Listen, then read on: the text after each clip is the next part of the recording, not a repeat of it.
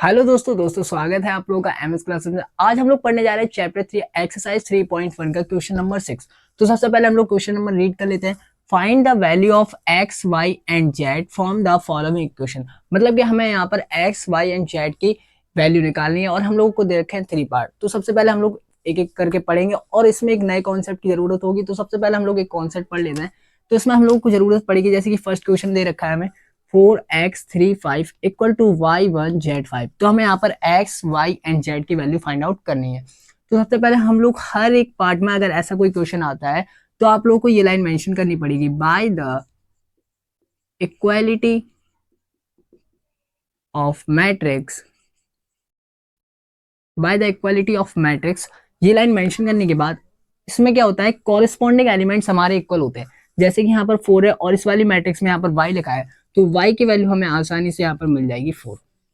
ठीक है, अब देखिए यहाँ पर z है और यहाँ पर 3 है, तो हमारी z की वैल्यू यहाँ पर हो जाएगी 3 एंड यहाँ पर x है और यहाँ पर 1 है, तो x की वैल्यू हो जाएगी हमारी यहाँ पर 1।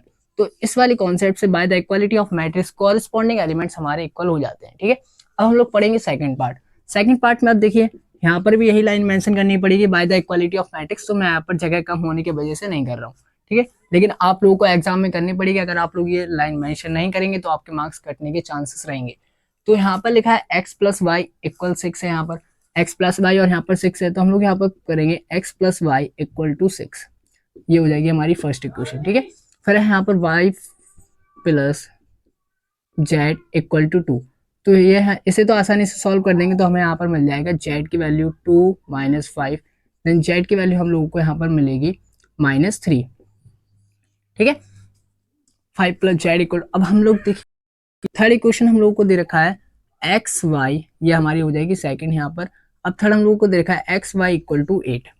अब हम लोग इसे कैसे सॉल्व करेंगे, अब देखिए फर्स्ट इक्वेशन से अगर हम x की वैल्यू निकालेंगे तो हम लोग को यहाँ पर क्या मिलेगा, अगर हम लोग यहाँ पर x की वैल्यू निकालेंगे तो मिलेगा 6 माइनस वाई मिलेगा। तो हम लोग यहाँ पर आसानी से पुट कर देंगे।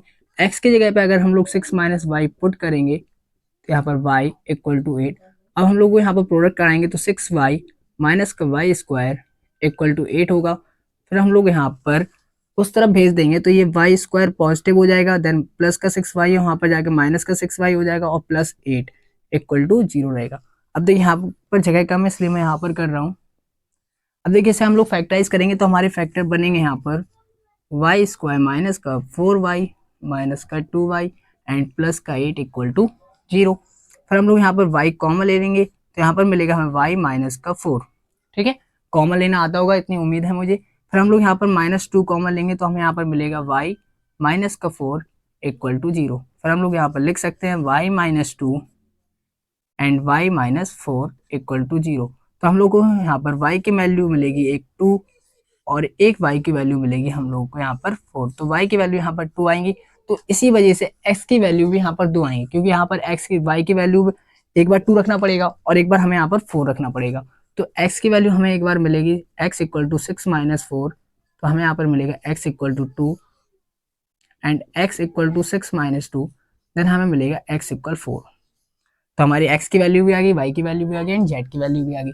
अब हम लोग होंगे थर्ड पार्ट। थर्ड पार्ट में हम लोग को देखिए 3 इक्वेशन बनानी पड़ेगी, x plus Y plus Z equal to 9 and x plus Z equal to 5 and y plus Z equal to 7। ये फर्स्ट है, ये हमारी सेकंड है, ये हमारी थर्ड है।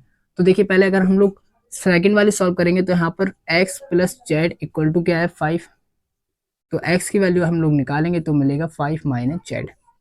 ठीक है, अब हम लोग फर्स्ट इक्वेशन अगर हम पुट कर देंगे तो हमें मिलेगा x की वैल्यू क्या है 5 माइनस जेड, तो x की जगह पे रखेंगे 5 माइनस जेड एंड y तो अपनी जगह जेड y रहेगा और z अपनी जगह जेड रखेगा इक्वल टू 9। अब देखिए minus Z and plus Z ये हो गया कैंसिल, तो यहाँ पर क्या बचेगा 5 प्लस वाई इक्वल टू 9। 5 को उस तरफ भेज देंगे तो y इक्वल टू 9 माइनस 5 क्या हो जाएगा 4 हो जाएगा। तो इस तरीके से हमारी y की वैल्यू निकलती है 4।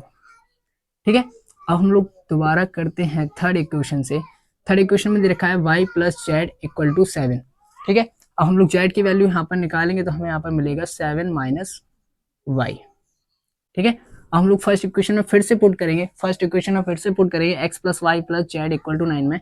तो x तो अपनी जगह x आएगा, y अपनी जगह y रहेगा, z की जगह पे हम लोगों को लिखना पड़ेगा 7 माइनस वाई इक्वल टू 9। तो देखिए माइनस वाई से प्लस वाई कैंसिल हो जाएगा, तो यहाँ पर बचेगा x प्लस 7 इक्वल टू 9। 7 को हम लोग उस तरफ भेजेंगे तो 9 माइनस 7 हो जाएगा, तो x की वैल्यू हमें मिलेगी 2। अब देखिए x की वैल्यू 2 आ गई, y की वैल्यू 4 आ गई, तो z की वैल्यू अगर 7 z equal to 7 minus Y है और y की वैल्यू 4, अगर हम लोग यहाँ पर कर देंगे z इक्वल टू 7 माइनस 4 तो हमें मिलेगी z की वैल्यू 3। तो उस तरीके से हमारी x की वैल्यू हो जाएगी 2 एंड z की वैल्यू हो जाएगी 3 एंड y की वैल्यू हो जाएगी 4। तो ये हमारे तीनों पार्ट्स के आंसर। अगर वीडियो अच्छी लगी हो तो प्लीज वीडियो को लाइक कीजिएगा एंड क्वेश्चन समझ में आया होगा तो चैनल सब्सक्राइब कर लीजिएगा।